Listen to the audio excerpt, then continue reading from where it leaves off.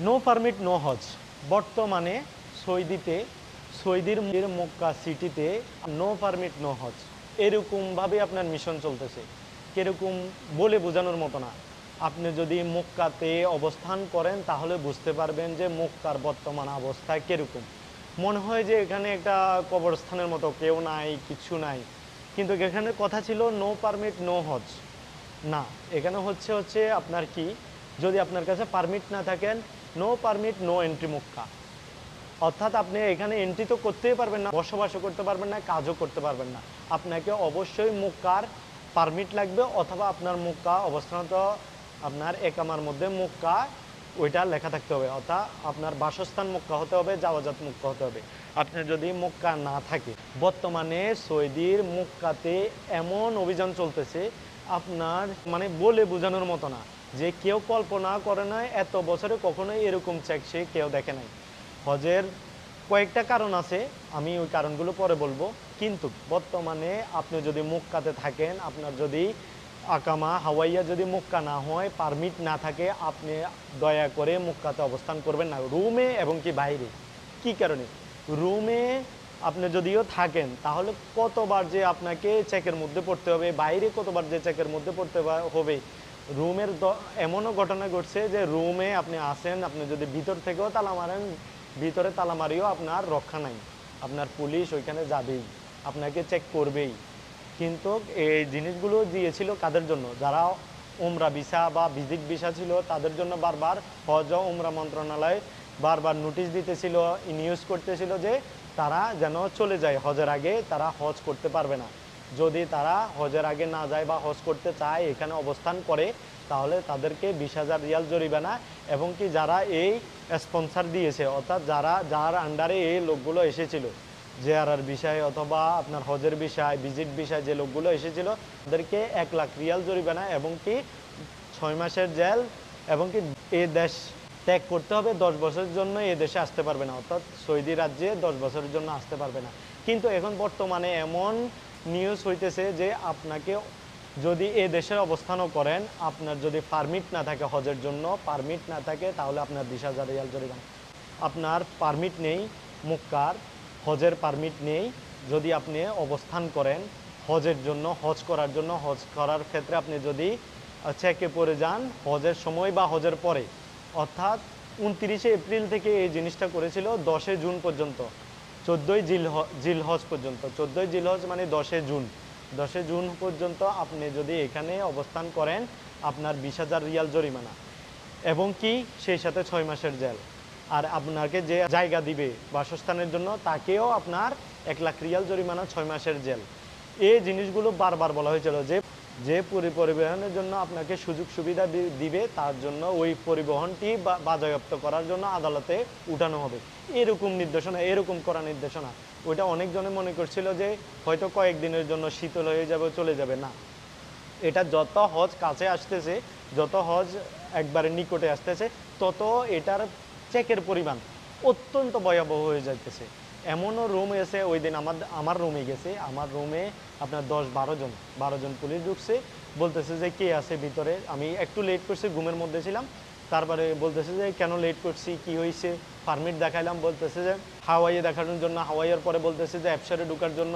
তারপরে আপনার toilet check করতেছে, ব্যাডের নিচে চেক করতেছে। কি একটা অবস্থা, মনে হয় যে আপনার কোথাও কে লুকাই রয়েছে, মানে কাকে আমি জায়গা দিতেছি, এগুলো সবগুলো চেক করতেছে।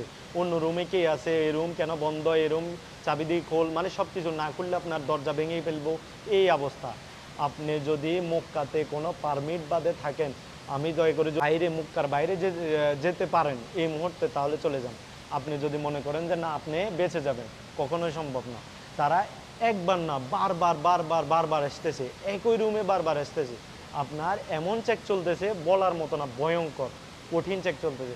আরেকটা সুবিধা হচ্ছে, উপকার হচ্ছে, তারা শুধু আপনাকে মক্কার বাহিরে করে দিতেছে, অর্থাৎ মক্কার এরিয়া থেকে আপনাকে বাহিরে রেখে আসতেছে।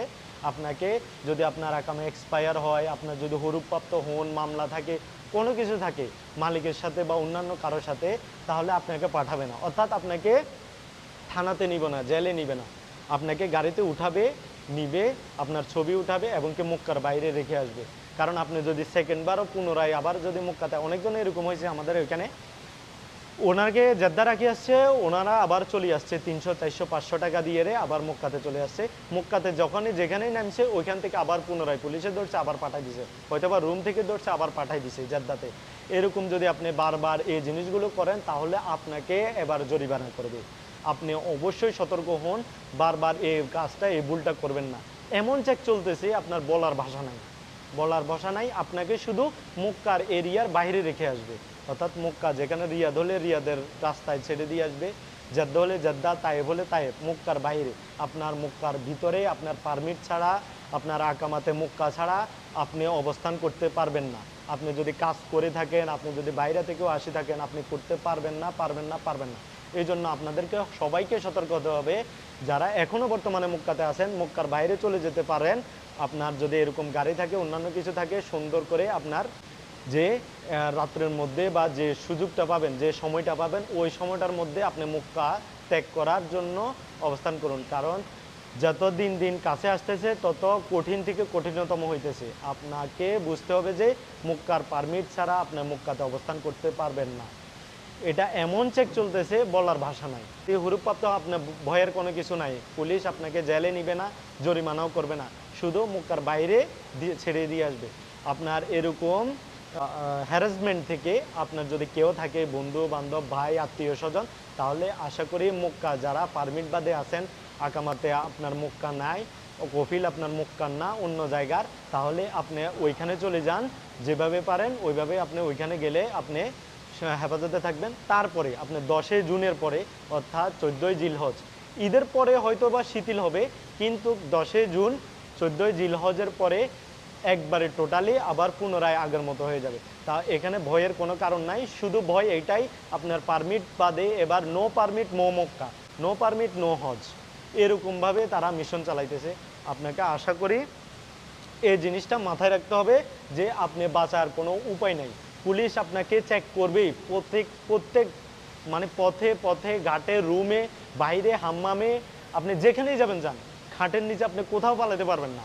তার মানে আপনাকে ওই জন্য আগে থেকেই প্রস্তুতি নিতে হবে। আপনি যেভাবে পারেন মক্কা ত্যাগ করুন, মক্কা থেকে চলে যান। আর যারা মনে করতেছেন যে বিনা পারমিটে, বিনা ভিসায় আপনি হজ করবেন, এই ধারণা থেকে একবারে বাইরে হয়ে যান। এই ধারণা কল্পনাও করবেন না। আপনার জেল জরিমানার সাথে আপনাকে 10 বছরের জন্য এই দেশ ত্যাগ করতে হবে। আপনি 10 বছর আর কোনো এই দেশে আসতেও পারবেন না, এবং তো হস্ত দূরে থাকে। অবশ্যই এই কথাটি মাথা রাখবেন। আপনার যারা মক্কাতে ফ্রেন্ড আছে তারা দেখার জন্য অবশ্যই ভিডিওটি শেয়ার করে দেবেন। ধন্যবাদ সবাইকে। আসসালামু আলাইকুম ওয়া রাহমাতুল্লাহি ওয়া বারাকাতুহু।